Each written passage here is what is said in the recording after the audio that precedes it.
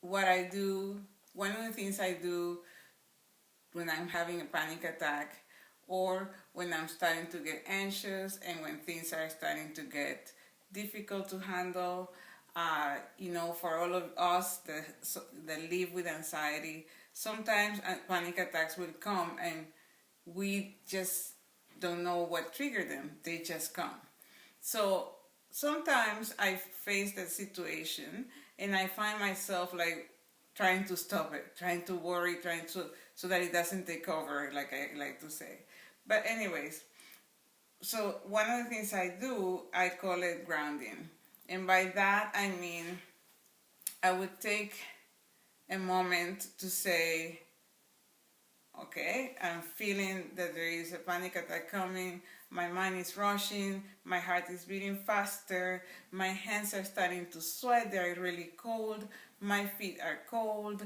And so I start feeling, all those symptoms that are physical. But also in my mind, I'm starting to get all these different rush, rush, rush thoughts that are so fast and scary sometimes. So I go into my own mind and start asking, where are you? And so I describe, I'm sitting in the car, I am with this person. I even go as far as touching the different materials that are in the car.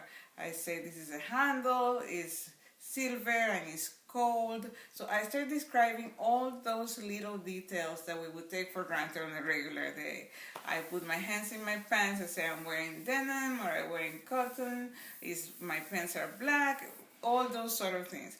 Only in that is an exercise of grounding because it helps my mind to actually come back into the details instead of wandering around the world with all these questions or worries that may be coming.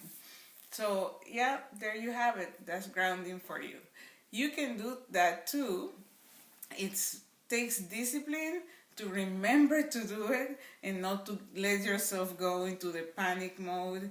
But if you handle it and if you practice it often, and then you will get there. You get to that point where we can actually stop the panic from coming.